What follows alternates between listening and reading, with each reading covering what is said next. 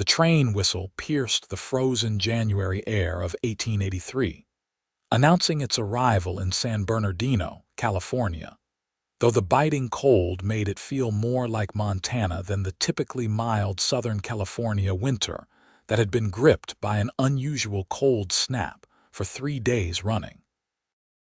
Logan Wright stood on the platform, his breath forming clouds in the frigid air as he searched the emerging passengers for the woman whose letters had filled his evenings for the past 6 months. He had placed the advertisement last summer, half expecting nothing to come of it, but Natalie Reynolds had responded with words that spoke of loneliness and hope, of a woman looking for a new beginning far from the cramped streets of Boston. Their correspondence had grown from tentative introductions to something deeper, though Logan reminded himself that letters could only tell so much about a person. Still, his heart beat faster as each passenger descended the metal steps, their breaths visible in the shocking cold. Then he saw her. She stood at the top of the train car steps, a thin shawl wrapped around her shoulders, a worn carpetbag clutched in trembling hands. Her dark hair had come loose from its pins, falling around her pale face in wild tangles. But what made Logan's heart stop was the sight of her feet, bare and red against the frost-covered platform as she hesitantly descended the steps. Her stockings were torn to shreds, and she wore no shoes at all. Logan moved before conscious thought took over, his long legs carrying him across the platform in seconds. Other passengers gave the barefoot woman wide berth, their faces showing a mixture of pity and disapproval. Natalie's blue eyes, wide with cold and fear, met his as she reached the bottom step. "Natalie Reynolds?" Logan asked, though he somehow knew it was her. Her photograph had not done justice to the delicate features now pinched with cold, nor had it captured the intelligence and determination he saw flickering in those frightened eyes. "Yes," she managed through chattering teeth. Logan Wright. He did not waste time with further pleasantries. In one smooth motion he scooped her into his arms, carpetbag and all. She gasped, her arms instinctively wrapping around his neck. "Your feet," he said gruffly, already striding toward the station house. "What happened?" "A man on the train," she whispered against his shoulder, and he felt her shaking intensify. "He tried to. I fought him off, but my bag with my shoes was in the overhead compartment. He threw it out the window somewhere in Arizona. I had no money to replace them at any stops. I am so sorry." This is not the first impression I wanted to make. Logan's jaw tightened with anger at the unknown man, but his voice was gentle when he spoke. "You fought him off. I may look delicate, Mr. Wright, but I am stronger than I appear." Despite the circumstances, Logan found himself fighting a smile. The spirit in her voice matched the fire in her letters. He shouldered open the door to the station house, grateful for the pot-bellied stove burning in the corner of the small waiting room. The ticket master looked up in surprise. "Tom, I need your office," Logan said, not breaking stride as he carried Natalie toward the private room at the back. "Logan, what in the name of—" Tom started, but one look at the barefoot woman in Logan's arms silenced him. "Of course. Take all the time you need. There is a blanket in there somewhere." Logan kicked the office door shut behind them and gently lowered Natalie onto the worn leather chair behind Tom's desk. She immediately tried to tuck her damaged feet under her skirts, embarrassment coloring her pale cheeks. "Let me see," Logan said softly, kneeling before her.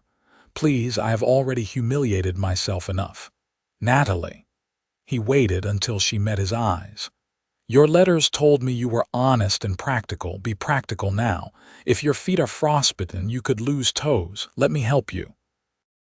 Her resistance crumbled, and she allowed him to examine her feet.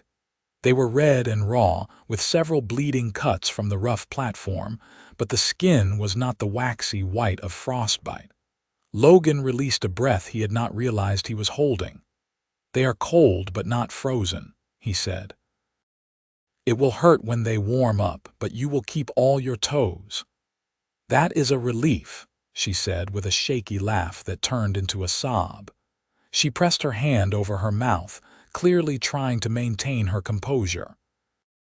Logan found the promised blanket on a shelf and wrapped it around her shoulders before turning his attention back to her feet.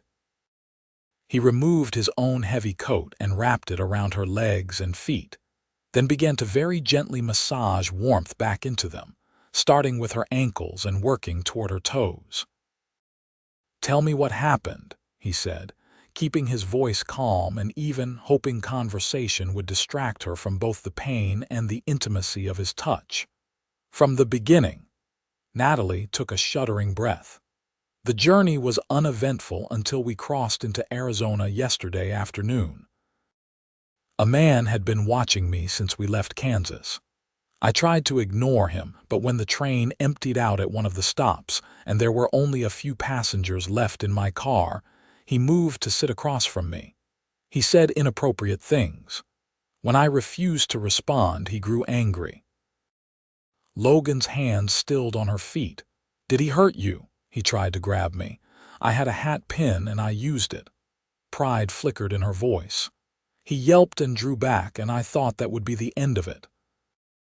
But during the night, while I dozed, he must have taken my carpet bag from the overhead rack and thrown it out the window. When I woke and discovered it missing, he was watching me with this horrible, satisfied smile. All my belongings were in that bag.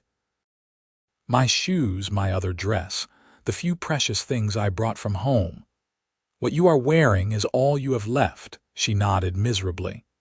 "This dress and the clothes beneath it, the shawl and the small bag with my papers and your letters. That was on the seat beside me, or he would have taken that too." As feeling returned to her feet, Natalie gasped with pain. Logan had warned her, but experiencing it was another matter entirely. Pins and needles shot through her soles and toes with such intensity that tears spilled down her cheeks despite her obvious efforts to remain stoic. "I know it hurts," Logan said gently, never stopping his careful massage. "But pain means the feeling is coming back. That is good." "You must think me so foolish," she whispered.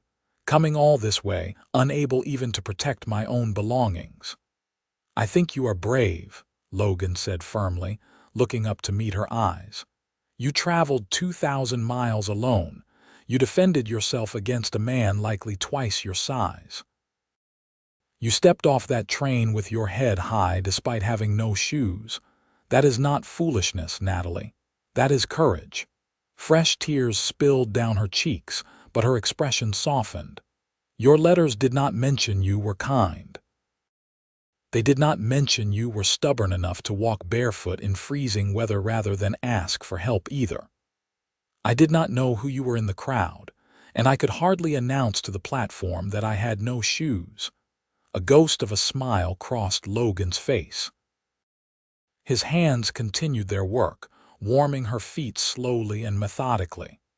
The color was returning to them now, shifting from alarming red to a healthier pink. The bleeding cuts would need attention, but they were not deep.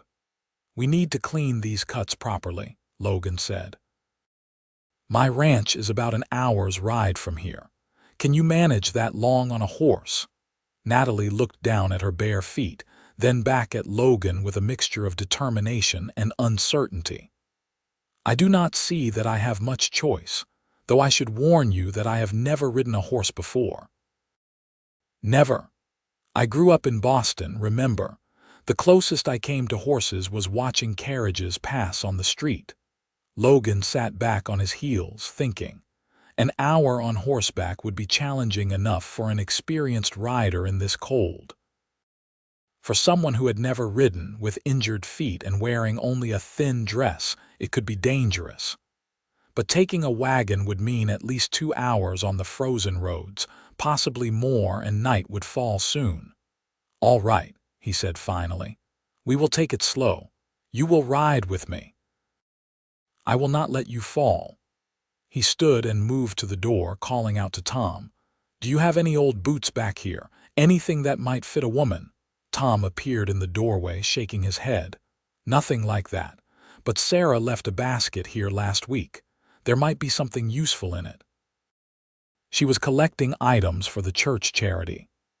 A few minutes later, they had managed to find a pair of worn socks and some strips of cloth that could serve as makeshift bandages.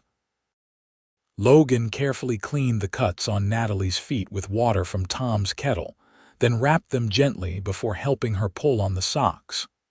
They were several sizes too large, but they would provide some protection.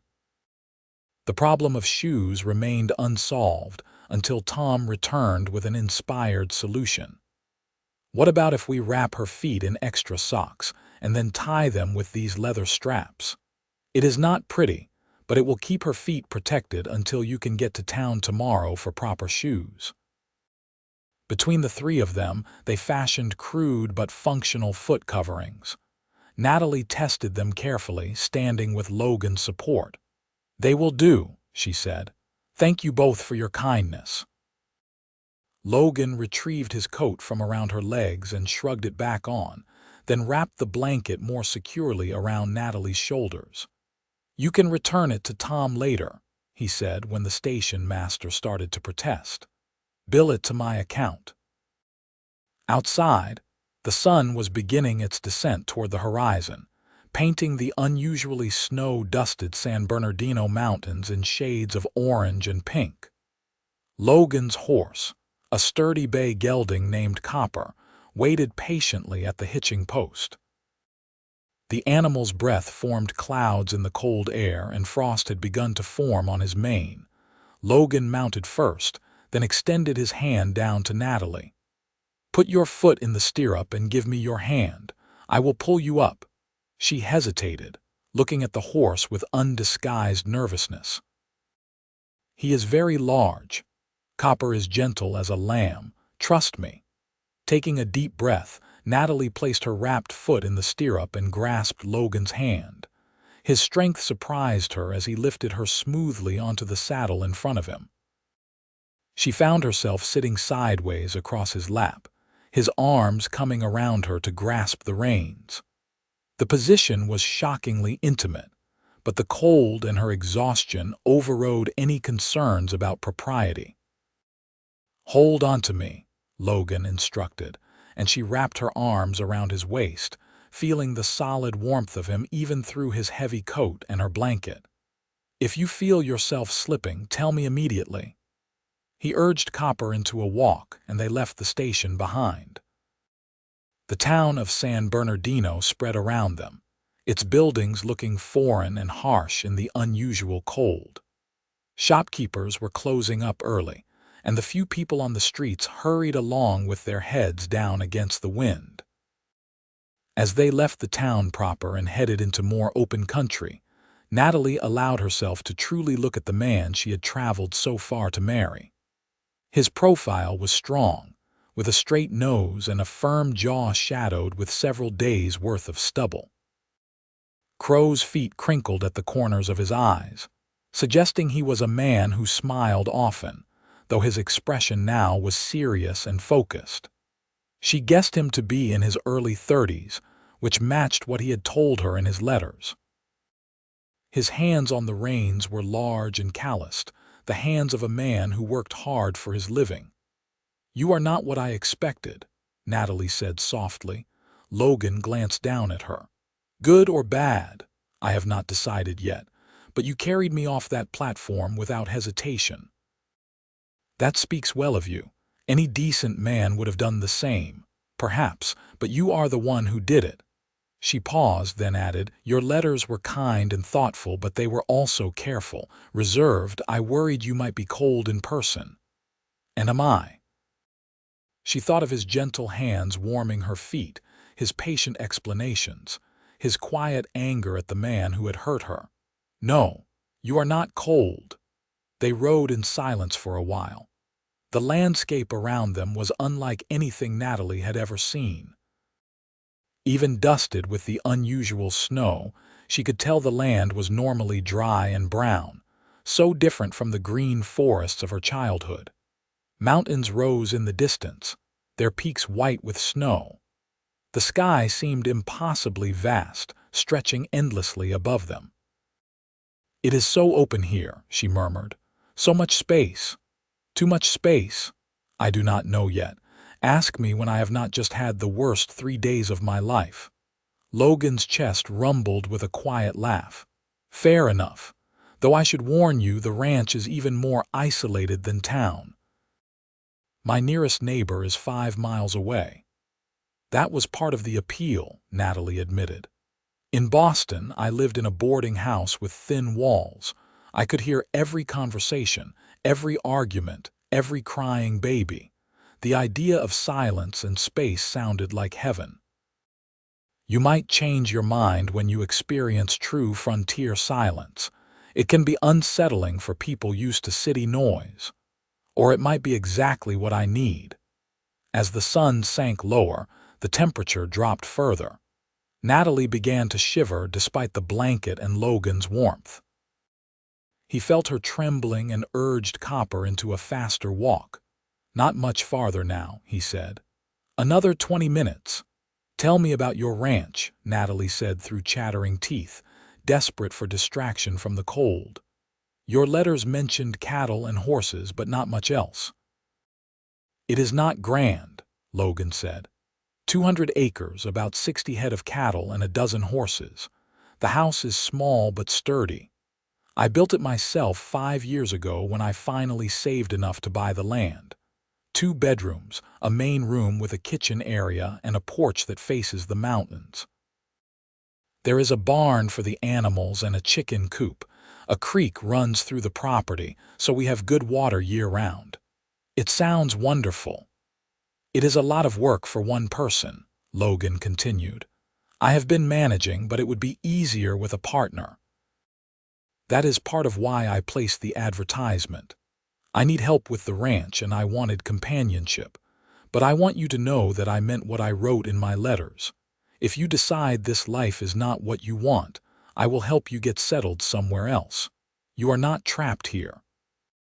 Natalie was quiet for a moment, absorbing this.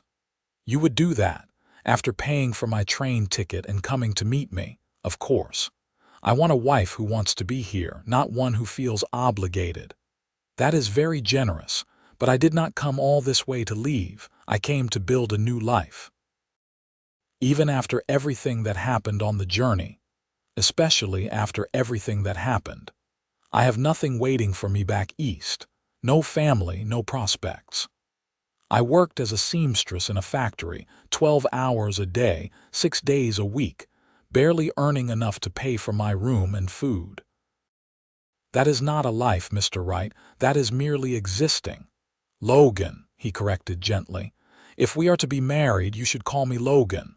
"Logan," she repeated, testing the name. "And you should call me Natalie, not Miss Reynolds. Natalie." He said her name carefully, as if committing the sound of it to memory. "You should know that I plan to give you time before the wedding. I thought we could spend a few weeks getting to know each other in person, making sure we suit each other. I do not want you to feel rushed."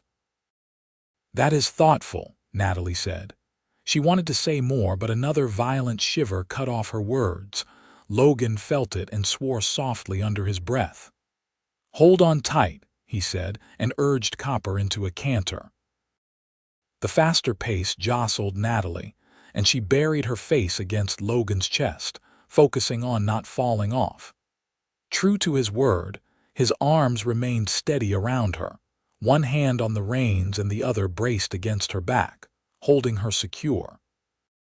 When they finally slowed, Natalie looked up to see a house emerging from the gathering dusk. It was indeed small, a simple wooden structure, but it looked solid and well built. Smoke curled from the chimney and warm light glowed in the windows.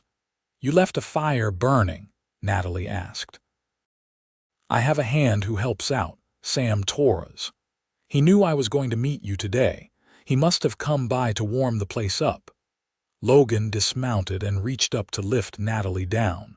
Her wrapped feet touched the ground and she winced at the contact but stayed upright. Logan kept one arm around her waist, supporting her as he led her toward the house. "Copper needs to be tended," he said, sounding torn. "I can manage for a moment," Natalie assured him. "Take care of your horse. The door is unlocked. Go inside and sit by the fire. I will be quick." Natalie limped to the door and pushed it open, grateful warmth washing over her immediately. The interior was simple but clean, with a large stone fireplace dominating one wall. A fire crackled cheerfully in the hearth. There was a table with 2 chairs, a rocking chair near the fire, a cook stove in the kitchen area, and shelves lined with supplies. 2 doors led off the main room, presumably to the bedrooms Logan had mentioned. She moved to the rocking chair and sank into it, finally allowing herself to feel the full weight of her exhaustion. 3 days on the train with little sleep, the terror of fighting off her attacker, the cold, the pain in her feet, and now the overwhelming strangeness of being in this unfamiliar place with a man she barely knew. It all crashed over her at once, but she did not cry. She had shed enough tears for one day. Instead, she unwrapped the makeshift coverings from her feet and examined them in the firelight. The socks were stained with blood where the cuts had reopened during the ride, but the damage did not look worse than before. Logan returned sooner than she expected, carrying her small bag and a bucket of snow. He set the bucket near the fire to melt and knelt beside her chair. "Let me see," he said, and she obediently extended her feet. He examined them carefully, his touch gentle despite his calloused hands. "The wrappings did their job, but we need to clean these properly and bandage them right. I have medical supplies in the back." He disappeared into one of the bedrooms and returned with a wooden box. Inside, Natalie glimpsed bottles, bandages, and various ointments and tools. "Do you do your own doctoring out here?" she asked. "Have to. The nearest doctor is in town, and by the time you could get there with a serious injury, you might bleed out. Every rancher learns basic medical care, for animals and people both." He worked efficiently, cleaning her feet with warm water from the melted snow, then applying a sharp-smelling ointment to the cuts. Natalie hissed at the sting but did not pull away. "This will help prevent infection," Logan explained. "The cuts are not deep, but they are numerous. You need to stay off your feet as much as possible for a few days." "I cannot do that. I need to help to earn my keep." Logan looked up at her, his dark eyes serious. "Natalie, you just traveled 2,000 miles, were attacked, and walked barefoot on a frozen platform. You have nothing to prove. Rest is not laziness, it is necessary healing. But no arguments, doctor's orders." He wrapped her feet in clean bandages, working with a competence that spoke of long practice. "Besides, you can still help. There are mending and sewing tasks that have piled up. You can do those sitting down." When he finished, he stood and moved to the kitchen area. "When did you last eat?" Natalie had to think about it. "Yesterday morning. I had some bread and cheese I bought at a station." Logan's expression darkened. "Nothing today. I had no money left." He said nothing, but she could see the tension in his shoulders as he began pulling out ingredients. "I am not much of a cook," he admitted, "but I can manage stew and biscuits. It will be ready in about an hour." "Let me help," Natalie said, starting to stand. "Sit." The command was gentle but firm. "You can help by telling me about yourself. Your letters told me facts, but I want to know more. What made you respond to my advertisement?" Natalie settled back into the rocking chair, watching as Logan moved around the kitchen with surprising grace for such a large man. "Desperation," she said honestly, "and hope. Mostly desperation at first, if I am being truthful. Tell me about your life in Boston." She had told him some of this in letters, but speaking it aloud felt different, more real. "I was orphaned at 16. My mother died of cholera and my father died 6 months later. They said his heart gave out, but I think he died of a broken heart. They were very much in love. Logan paused in his work to look at her. I am sorry. It was 7 years ago. The grief has dulled, though I still miss them. She pulled the blanket tighter around her shoulders. I had no other family, so I went to work in the garment factory. I was good at sewing, so they kept me on. But the work was mind-numbing, and the pay was barely enough to survive. I lived in a boarding house with 6 other women, all of us working similar jobs, all of us trapped in the same endless cycle of work and sleep and work again. No prospects for marriage there. A few men showed interest, but they were all factory workers like me, and they wanted wives who would continue working while also managing a household and raising children. I saw the women who made that choice. They looked exhausted all the time, old before their years. I wanted something different, but I did not know how to get it. Logan nodded, his hands busy peeling potatoes. Then you saw my advertisement. I saw dozens of advertisements, Natalie corrected. I read them all carefully. Some were clearly written by men who just wanted free labor. Others sounded too good to be true, written by dreamers who thought a wife would somehow solve all their problems. But yours. She paused, remembering the simple notice that had caught her eye. Yours was honest. You wrote that you had a small ranch that required hard work, that life would not be easy, but that you would treat a wife with respect and kindness. You did not promise wealth or luxury. You promised partnership. That is what I want, Logan said quietly. A true partner. Someone to build a life with. That is what I want too. I want to matter. I want my work to mean something, to be building towards something more than just surviving another day. When you wrote back and told me about your ranch, about the mountains and the open sky, about the life you were trying to build here, it sounded like exactly the kind of meaning I had been searching for. They talked as Logan cooked, the conversation flowing more easily than Natalie had expected. She learned that he had grown up in Missouri, the youngest of 4 sons. His father had been a farmer, and Logan had learned to work the land early. When he was 22, he had headed west, drawn by stories of opportunity and open spaces. I worked as a ranch hand for 8 years, Logan explained, stirring the pot of stew. Saved every penny I could. When this land came available, I bought it with everything I had. That was 5 years ago. It has been slow building it up, but every year is a little better than the last. Do you have any contact with your family back in Missouri? Logan's expression grew somber. My parents died of influenza 4 years ago within a week of each other. My brothers all have their own families and farms. We write occasionally, but we are not close. They thought I was foolish to come west. Were you?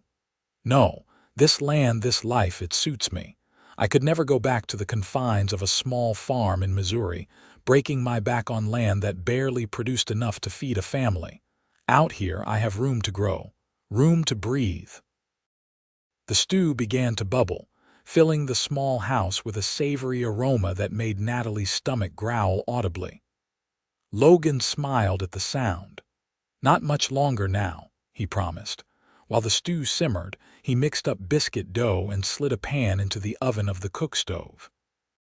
His movements were practiced, and Natalie realized he had been managing on his own for long enough to become competent at tasks many men would consider women's work. You cook better than you claimed, she observed. Basic survival cooking, Logan corrected. Stew and biscuits, beans, bacon, eggs. Nothing fancy. I am looking forward to eating meals that do not come from the same 5 recipes. I am a good cook, Natalie said. My mother taught me.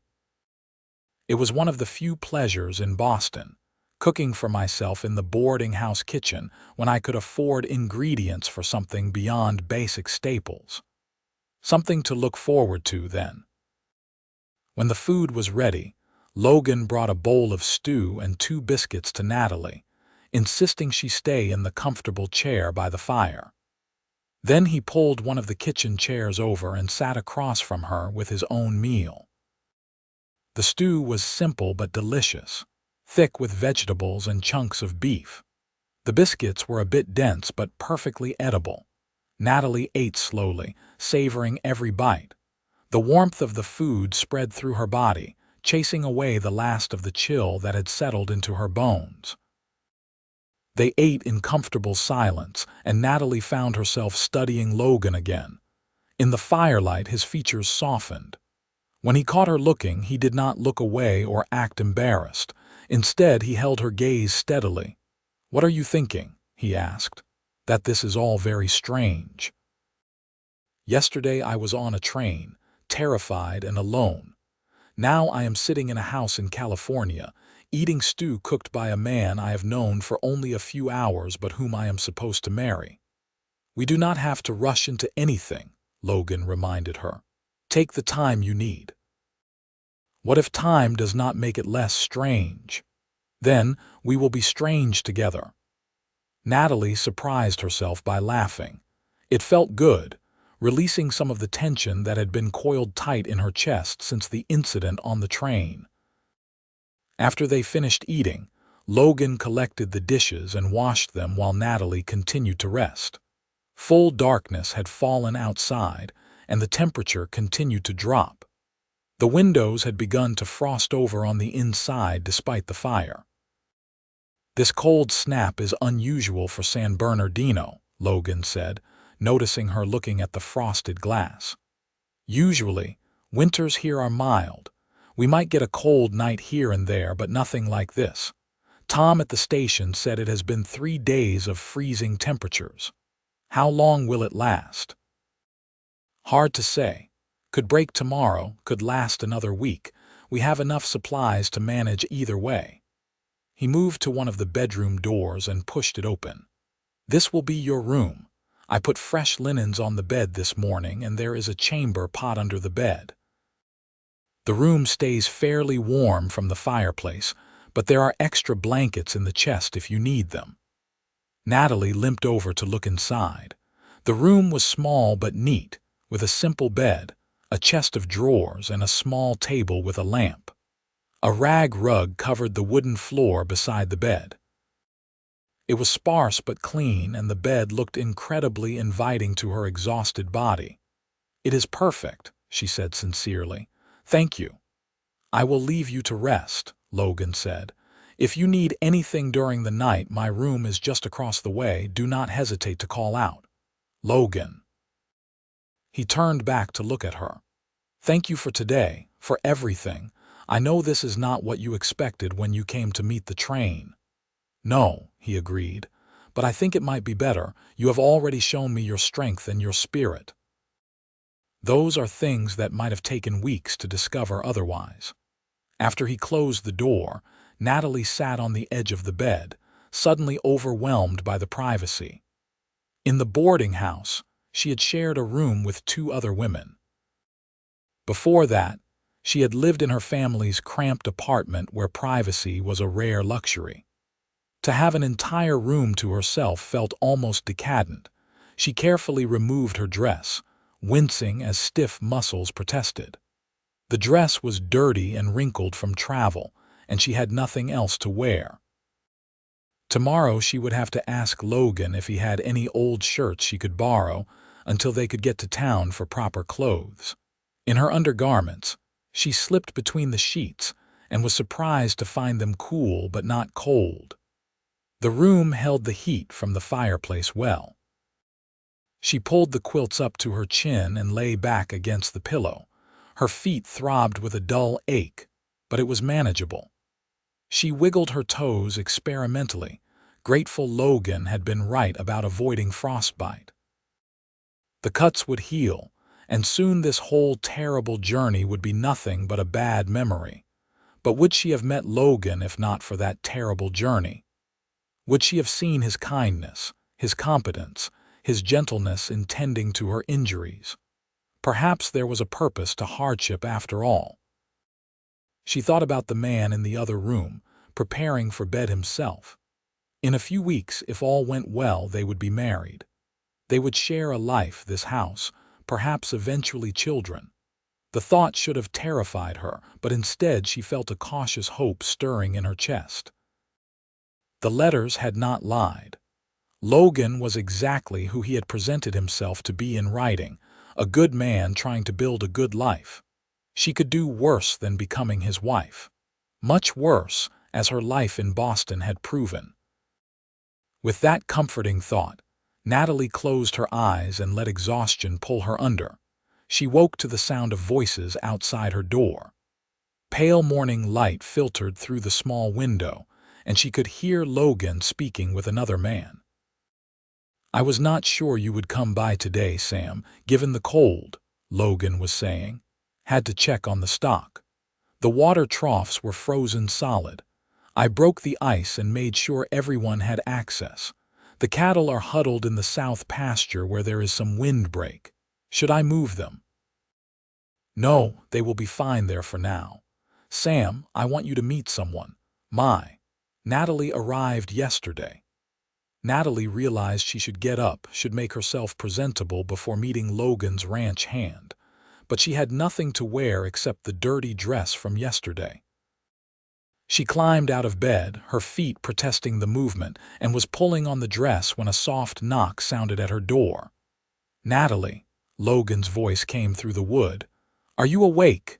"Yes, one moment, please." She managed to fasten the dress and ran her fingers through her tangled hair, wishing desperately for a brush. Then she opened the door. Logan stood there with another man, younger, perhaps 25, with dark hair and skin that spoke of Mexican heritage. He held his hat in his hands and offered her a polite nod. "This is Sam Torres," Logan introduced. "He helps me with the ranch work. Sam, this is Natalie Reynolds." "Pleased to meet you, Miss Reynolds," Sam said in English touched with a slight accent. "Logan has spoken well of you." "Please call me Natalie. It is good to meet you as well." Sam glanced down at her bandaged feet, then back at Logan with a questioning look. Logan gave a slight shake of his head, communicating that he would explain later. "I need to ride out with Sam to check the herd," Logan said to Natalie. "Will you be all right here for a few hours?" "Of course. I am not an invalid. I can manage. Your feet." "Will be fine. Go do what you need to do. I will find something useful to occupy myself." After the men left, Natalie explored the house more thoroughly. In addition to the 2 bedrooms and main room, there was a small root cellar access through a trapdoor in the kitchen floor. It was well stocked with potatoes, carrots, turnips, and other vegetables, along with jars of preserved fruits and vegetables. There were also several large barrels that she assumed held flour, sugar, and other dry goods. The main room held more details she had not noticed in her exhaustion the night before. A bookshelf held a small collection of volumes, mostly practical guides on ranching and animal husbandry, but also a few novels and a worn Bible. There were pegs by the door for coats and hats, and a rifle mounted above the fireplace. In the kitchen area, she found a good supply of dishes and cookware. Everything was functional rather than decorative, but it was all clean and well maintained. This was the home of a man who took pride in what he had built, even if it was not grand. She found Logan's mending basket under a pile of other items in the corner and smiled. He had not been exaggerating about the pile of work. There were shirts with missing buttons, socks with holes, and pants with torn seams. She settled into the rocking chair with the basket and set to work, grateful to have something productive to do. The work was familiar and soothing. Her needle flew through the fabric, repairing the damage with small, neat stitches. As she worked, she allowed herself to imagine a future here. Learning the rhythms of the ranch, cooking meals in that kitchen, watching the seasons change through these windows. Perhaps, in time, teaching children to sew in this very chair. It was a quiet future, far removed from the noise and bustle of Boston. But quiet did not mean empty. There would be purpose here, partnership. The life she had been seeking. She was halfway through the mending basket when the door opened and Logan returned, stamping snow from his boots. Sam was not with him. Sam went home to check on his own place, Logan explained. The cold is affecting everyone's livestock. Is everything all right with your herd? For now, we will need to keep a close eye on them, but they are hardy animals. They have weathered cold snaps before. He noticed the mending in her lap. You did not need to start on that today. I wanted to feel useful. Besides, it is soothing work. She held up the shirt she had just finished. You should have let me know you needed these done sooner. Some of these tears have been here long enough to fray worse. I kept meaning to get to them, but there is always something more urgent demanding attention on a ranch. Well, now you have someone to share the work with. Logan moved to the kitchen and began preparing lunch, more of the stew from the night before heated up with fresh biscuits. They ate together, the conversation flowing easily as they discussed the ranch and what Natalie might do to help beyond the mending. I could manage the chickens, she suggested. Collecting eggs, making sure they have food and water. I am sure I could learn. That would be helpful. And if you are up for it, there is a garden plot behind the house. It is too early to plant anything, but it will need preparing in a few weeks. Do you know anything about gardening? My mother had a small garden in a shared courtyard back in Boston. I helped her tend it. I do not know if those skills will translate to California soil, but I am willing to learn. Good. And there is butter to churn, bread to bake, meals to cook, more than enough to keep us both busy. What about your work? What do you do all day? Logan described the daily rhythm of ranch life, the feeding and checking of animals, the mending of fences, the maintenance of equipment. In winter, the work was somewhat lighter than in other seasons, but there was always something requiring attention. Calving season will start in a few weeks, he said. That is the busiest time of year. Sometimes the heifers need help birthing and we have to watch for predators trying to take the newborns. It is exhausting but rewarding. Every calf that survives means more income when we take them to market in the fall. I want to help with that too, Natalie said. Whatever you need. It can be rough work, Natalie, not pleasant. I understand that. But if I am to be your partner, I need to understand all aspects of the ranch, not just the kitchen and garden. Logan studied her for a long moment, then nodded slowly. All right. When the time comes, I will teach you. Over the next few days, they fell into a comfortable routine. Natalie's feet healed quickly, the cuts closing and the soreness fading. By the fourth day, she was able to walk normally, though Logan still insisted she not overdo it. The cold snap finally broke on the fifth day. Natalie woke to the sound of dripping water as the accumulated ice and snow melted from the roof. By afternoon, the temperature had risen to a pleasant warmth, and Logan declared it was time to go into town for proper supplies. You need shoes and clothes, he said firmly when Natalie protested about the expense. And anything else you need to feel settled here. Consider it part of your coming.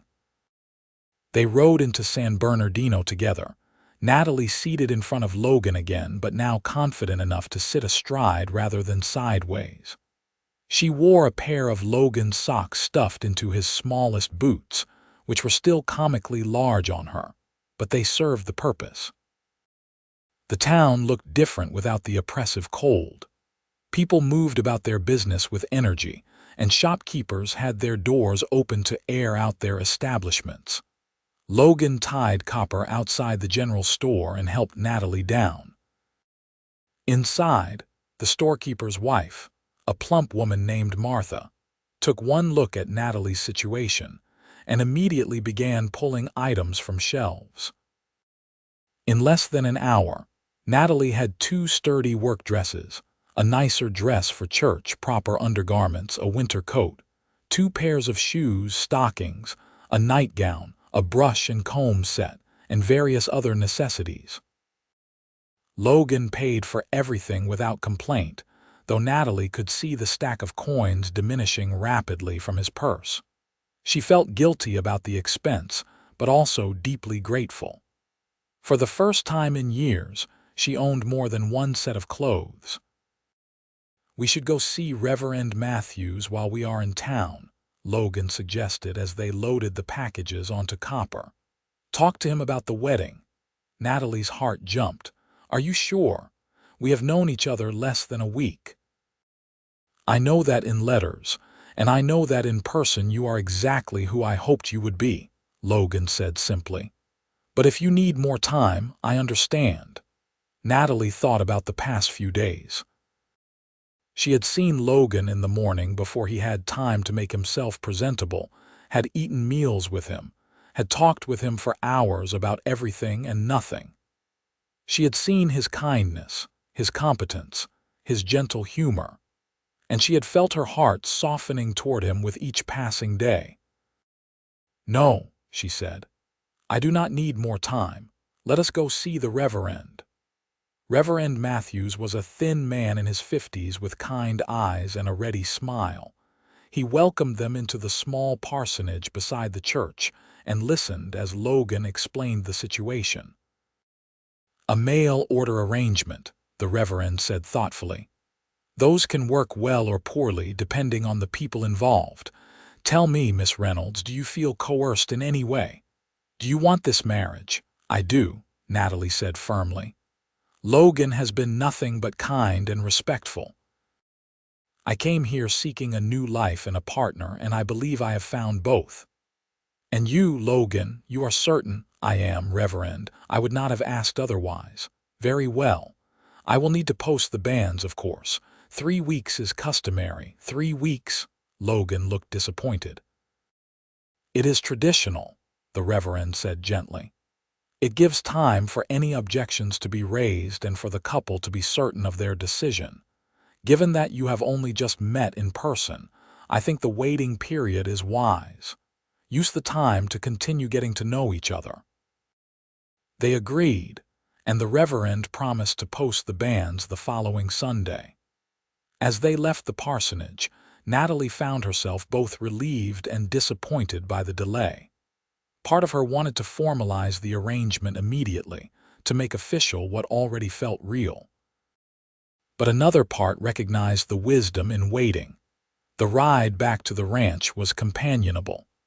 Natalie wore her new coat and proper boots, feeling more like herself than she had since leaving Boston. The California landscape looked friendlier in the warmth, the mountains majestic rather than forbidding. "Tell me about the seasons here," she requested. "What should I expect?" Logan described the rhythm of the California year. Hot, dry summers where water became precious and they had to carefully manage the creek and wells. Mild autumns perfect for working outdoors. Winters that were usually gentle, with occasional rain but rarely snow. And springs when the whole landscape burst into unexpected color as wildflowers bloomed across the hills. "It sounds beautiful," Natalie said. "It is. Different from the East, but beautiful in its own way." Back at the ranch, Natalie changed into one of her new work dresses, relishing the feel of clean fabric against her skin. She brushed out her hair properly for the first time since leaving Boston, working through the tangles until it fell smooth down her back. Looking at herself in the small mirror Logan had hung in her room, she barely recognized the woman staring back. She looked healthier than she had in years, color in her cheeks and light in her eyes. That evening, she cooked her first real meal in Logan's kitchen. Fried chicken, mashed potatoes, gravy, and biscuits with canned green beans from the root cellar. It was simple food, but she put care into it, wanting to show Logan what she could contribute. His expression when he tasted the chicken was worth all the effort. "This is incredible," he said. I have not had cooking this good since I left Missouri. Wait until you try my pot roast, Natalie said with a smile, or my apple pie. You are going to spoil me. That is the idea. As they ate, Logan told her more about the ranch's history, about his struggles and successes over the 5 years he had owned it. He spoke of his dreams for the future, of expanding the herd, perhaps adding more horses to breed and sell. I never had anyone to share these plans with before, he admitted. Sam is a good worker and a friend, but it is not the same as having a true partner who shares in the vision. Tell me your vision, Natalie said softly. All of it. So he did. He described his hope to build the ranch into something substantial, not massive, but successful enough to provide a comfortable life. He wanted to improve the house, adding on as the family grew. He wanted to be respected in the community, known as a fair dealer and a good neighbor. He wanted a family, children who would grow up with the freedom and opportunity that California offered. "And what do you want?" Logan asked when he finished. "What is your vision?" Natalie considered the question carefully. "I want to matter," she said finally. "I want my work to mean something, to build toward something permanent. I want to wake up each morning with purpose. And I want to be loved, truly loved, by someone who sees me as an equal partner, not just as a convenience or a worker." "I can give you all of that," Logan said quietly. "Or at least I can try. That is all I ask. The trying." The 3 weeks of waiting passed quickly. Natalie threw herself into learning the rhythms of ranch life. She took over the chicken coop, learning which hens were broody and which were reliable layers. She learned to milk the cow Logan kept for fresh dairy. She began preparing the garden plot, turning over the soil and working in compost from the manure pile.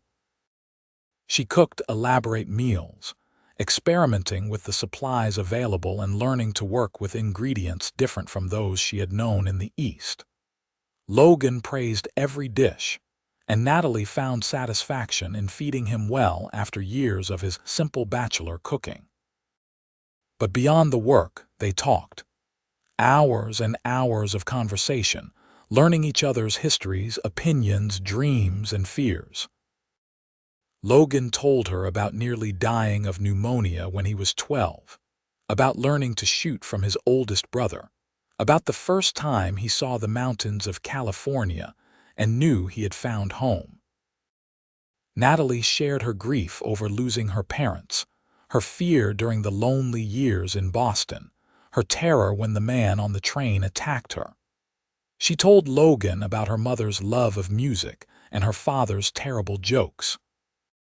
She described the tiny joys she had found in her hard life, the friendships with other factory girls, the satisfaction of a perfectly sewn seam.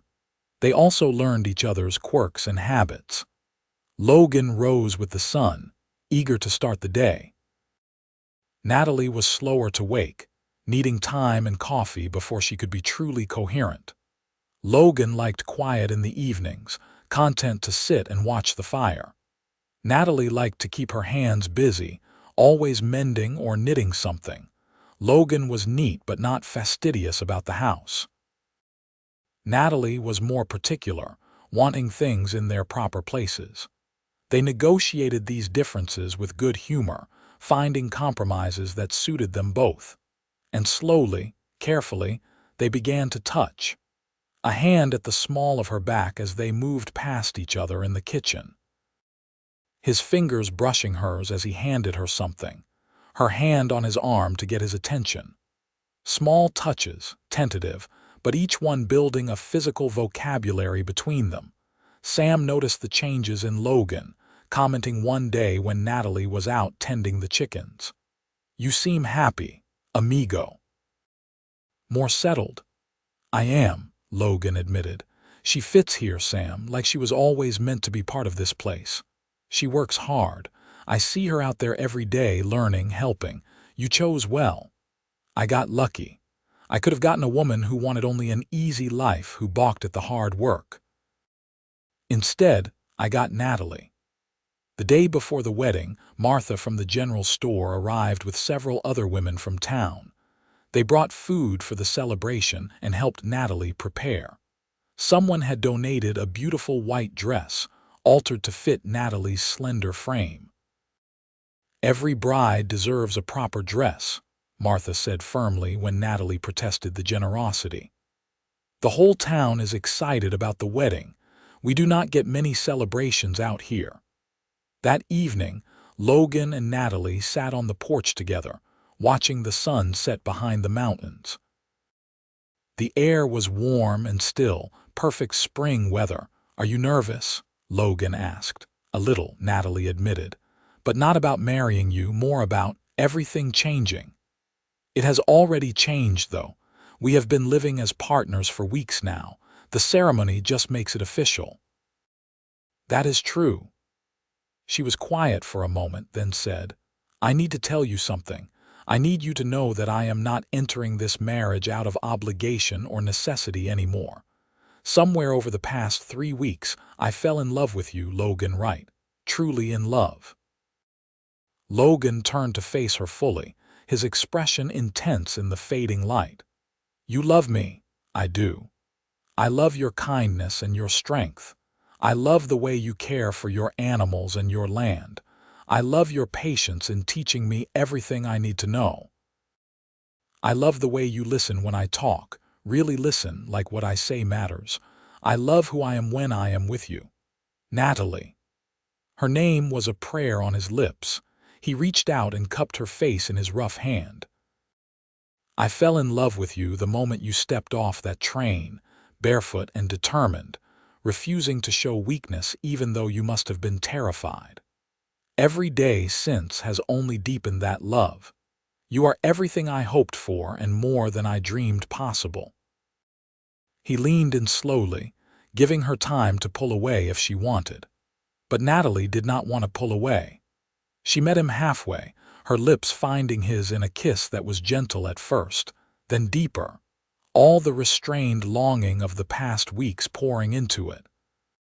When they finally parted, both were breathing hard. Logan rested his forehead against hers.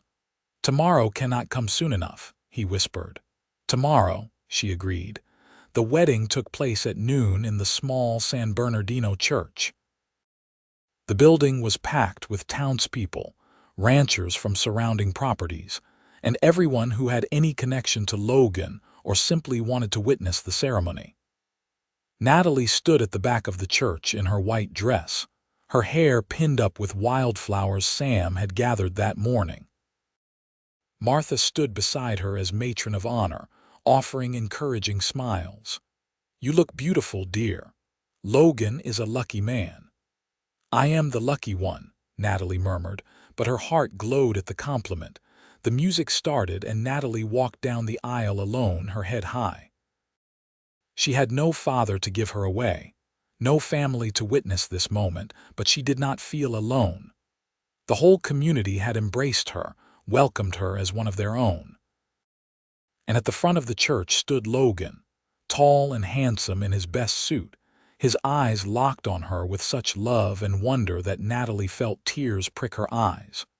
Reverend Matthews conducted the ceremony with warmth and dignity. They exchanged vows written from the heart, promising partnership, respect, and love. When Logan slipped a simple gold band onto Natalie's finger, she felt the weight of it like an anchor, grounding her to this new life she had chosen. "I now pronounce you husband and wife," the Reverend said with a broad smile. "Logan, you may kiss your bride." And he did thoroughly, to the cheers and applause of the gathered crowd. The celebration that followed was joyous. Tables had been set up outside the church, laden with food that the townswomen had prepared. There was music and dancing, laughter and toasts. Natalie found herself swept into conversations with women eager to befriend her, offering advice on everything from gardening in California soil to the best remedies for various ailments. Sam pulled Logan aside at one point, both men watching Natalie laugh at something Martha was saying. She is good for you, my friend. I have never seen you this happy." "I did not know I could be this happy," Logan admitted. "When I placed that advertisement, I hoped for compatibility at best. I never expected to find love. Life surprises us sometimes." As the sun began to set, Logan and Natalie made their excuses and rode back to the ranch together. Someone had decorated Copper's saddle with ribbons, and tin cans tied to the back created a cheerful clatter as they rode. At the ranch, Logan dismounted and reached up to help Natalie down, but instead of setting her on her feet, he swept her into his arms. "What are you doing?" she laughed. "Carrying my bride over the threshold. It is tradition." He carried her into the house, kicking the door shut behind them. The interior glowed with lamplight. Someone, probably Sam, had been there before them, lighting lamps and building up the fire. Logan set Natalie on her feet slowly, her body sliding against his. They stood close together in the warm glow, husband and wife at last. "I love you," Logan said, his voice rough with emotion. "Thank you for taking a chance on a lonely rancher in California. Thank you for carrying a barefoot bride off a frozen train platform," Natalie replied, rising on her toes to kiss him, "and for warming more than just my feet." They moved together toward the bedroom they would now share, the one that had been Logan's but would now be theirs. The door closed softly behind them, and outside, the California night settled peaceful and warm over the ranch that was finally a true home. In the years that followed, the ranch prospered. With Natalie's help, Logan expanded the herd and added a string of horses that became sought after throughout the region. Natalie's garden grew each year, producing far more than they could eat, and she began selling produce in town. She also took up dressmaking again, but this time for herself and her neighbors, finding joy in the craft when it was her choice rather than forced labor. Sam eventually married a woman named Alina from town, and they built a small house on the far edge of Logan's property. The two families became inseparable, helping each other through difficult times and celebrating together during good times. 14 months after the wedding, Natalie gave birth to their first child, a healthy boy they named Samuel Thomas, after both Sam and Logan's father. Logan wept when he first held his son, overcome with the reality of the family he had created. 2 years later, a daughter arrived, Emily Rose, then another son, James Robert. The house expanded with additions to accommodate the growing family, just as Logan had dreamed. Natalie never regretted her decision to answer that advertisement, to take the terrifying leap across the country, to marry a stranger. The barefoot girl who had arrived on a frozen platform had found warmth, love, and purpose beyond anything she had imagined possible. On their 10th anniversary, Logan and Natalie sat on the porch together, watching their children play in the yard.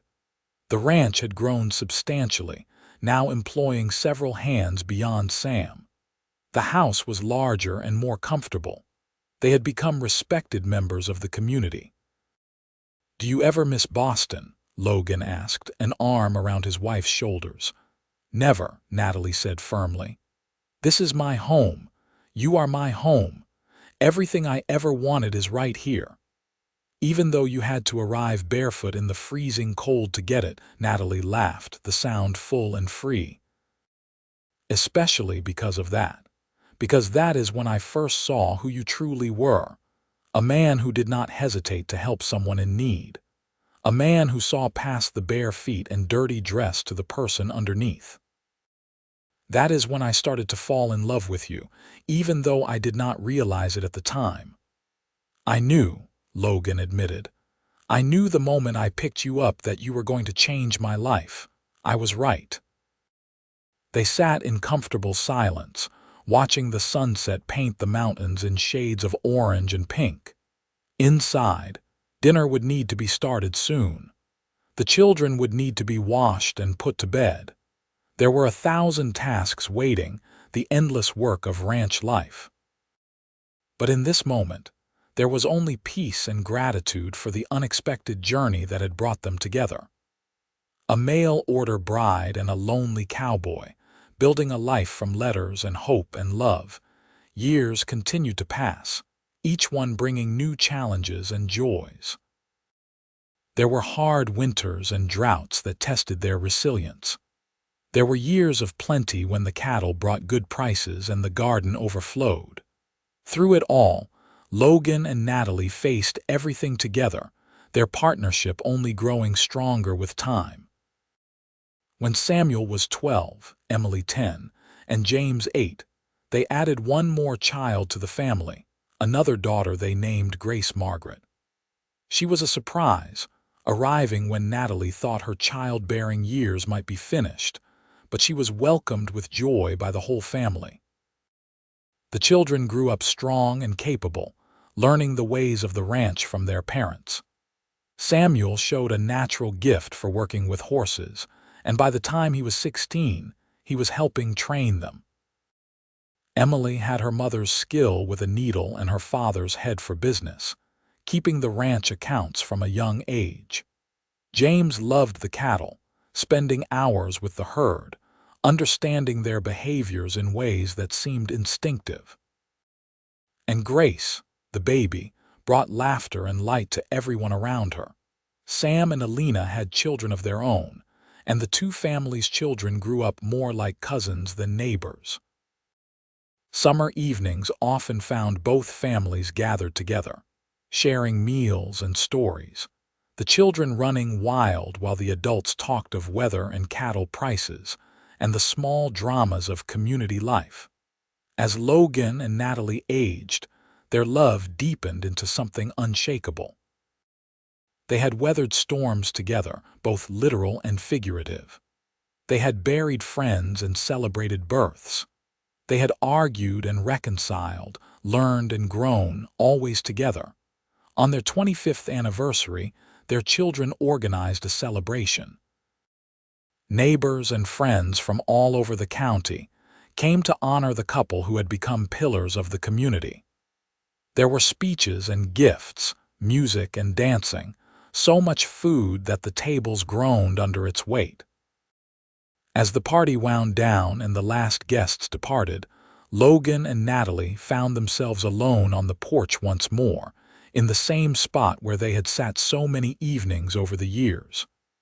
25 years, Natalie marveled. It feels like yesterday and forever all at once. Do you remember what you said to me the night before our wedding? Logan asked. You told me you loved who you were when you were with me.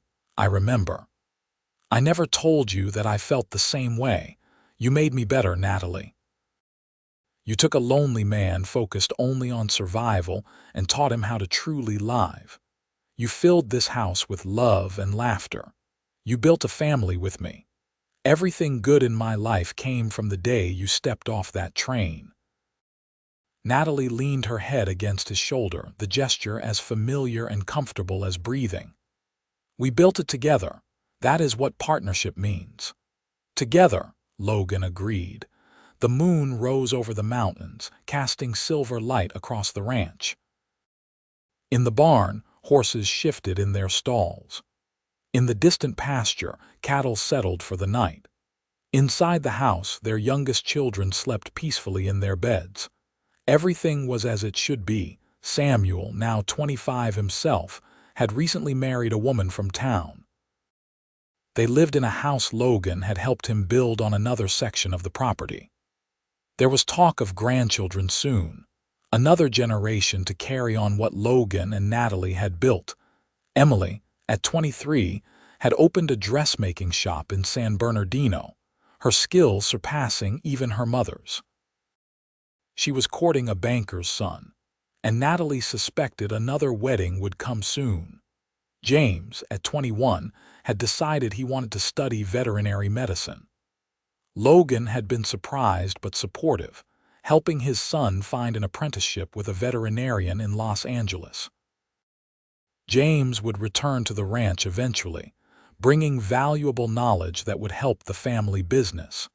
And Grace, at 13, was still finding her way, but she showed promise in everything she tried. She had her father's steadiness and her mother's creativity, a combination that would serve her well in whatever path she chose. "We did all right," Logan said softly. "Did we not?" "We did more than all right," Natalie corrected. "We built something beautiful."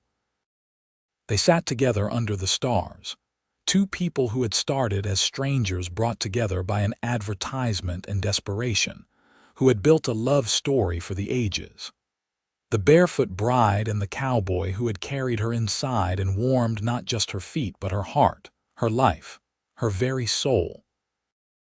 As the years continued to pass, Logan and Natalie aged gracefully together. Their children married and had children of their own. The ranch passed gradually into Samuel's capable hands, with James providing veterinary care not just for their family's animals but for ranchers throughout the county. Emily's dress shop thrived, and she eventually expanded to include a general store. Grace, surprising everyone, became a teacher in the San Bernardino school. Logan and Natalie stepped back from the daily operations of the ranch, content to advise when asked and spoil their grandchildren. They had earned their rest, though neither could ever truly be idle. Logan still walked the property every morning, checking on things with the eye of a man who had built everything he surveyed. Natalie still tended her garden, now with the help of her granddaughters, teaching them the secrets of coaxing life from California soil. On their 40th anniversary, the whole family gathered for a celebration even larger than the one 15 years before. Children and grandchildren, friends and neighbors, people whose lives had been touched by Logan and Natalie's kindness and generosity over the decades. Reverend Matthews, now elderly himself, offered a blessing. Sam, gray-haired but still strong, gave a toast that had everyone laughing and crying at once. The children shared stories of growing up on the ranch, of lessons learned and love given freely. As the sun set on that celebration, Logan took Natalie's hand and led her away from the crowd, back to their porch, their spot, the place where they had shared so many quiet moments over the years. 40 years, he said, wonder in his voice. Who could have imagined? I could have, Natalie said firmly. From the moment you picked me up on that platform, I knew my life was about to change. I just did not know how much or how beautifully. I was so nervous that day, Logan admitted. Worried that you would not like the ranch or California or me. Worried that I would disappoint you. You never disappointed me, not once in 40 years, nor you me. They sat in comfortable silence, the sounds of the party continuing behind them. Grandchildren's laughter, the clink of glasses, music starting up as someone brought out a fiddle. Life continuing, generations growing, the legacy of their love expanding in ways they could never have predicted. If you could go back, Logan asked quietly, knowing everything that would happen, all the hard times and struggles, would you still get on that train? Natalie did not hesitate. In a heartbeat. Every moment, good and bad, led us here, led to this family, this life. I would endure 1,000 barefoot walks across frozen platforms for this. I love you, Logan said, the words as meaningful now as they had been 40 years ago. More than I did yesterday, less than I will tomorrow. I love you too, Natalie replied. My rescuer, my partner, my home. They remained there as the party continued, two elderly people who had built an entire world together from nothing but hope and determination. The mail-order bride who had arrived with nothing, and the cowboy who had given her everything. Eventually, as all lives must, theirs began to wind toward their natural end. Logan passed first at the age of 76, quietly in his sleep with Natalie beside him. He had spent his last day walking the ranch with Samuel, offering advice and approval, telling his son how proud he was of everything he had accomplished. That night, he had held Natalie close and told her about a dream he had, of mountains even more beautiful than California's, of a place where they would be young again and would have all the time in the world. "I will wait for you there," he whispered. "Do not wait too long," she had whispered back. When she woke in the morning, he was gone, a peaceful expression on his weathered face. Natalie held him and wept, not from regret but from the bittersweet ache of a love fully lived and now, temporarily, parted. The funeral drew people from all over the county. Logan had been a respected rancher, a fair dealer, a good neighbor, a beloved father and grandfather. But mostly, people came to honor a man who had lived with integrity and love, who had built something lasting and good. Natalie bore her grief with the same strength she had shown throughout her life. Surrounded by her children and grandchildren, supported by a community she had helped build, she mourned, but she did not break. She lived 2 more years, staying in the house she and Logan had shared, tending her garden, playing with great-grandchildren who were just beginning to arrive. She told stories of her journey west, of stepping off a train barefoot into a new life, of the cowboy who had carried her inside and changed everything. "Your grandfather," she told her grandchildren, "was the best man I ever knew. He saved me in every way a person can be saved." When her time came, she went peacefully, sitting in the rocking chair by the fireplace where she had mended Logan's shirt so many years ago. Emily found her there, a smile on her face, her eyes closed as if she had simply drifted off to sleep. On the table beside her was a packet of letters, yellowed with age. The correspondence between a lonely rancher and a desperate seamstress, the beginning of a love story that had shaped not just 2 lives but generations. They buried Natalie beside Logan on a hill overlooking the ranch, with a view of the mountains they had both loved. The headstone was simple but perfect: Logan Wright, 1850–1926, and Natalie Reynolds Wright, 1855–1928. Partners in life, united in death. Their love built a legacy.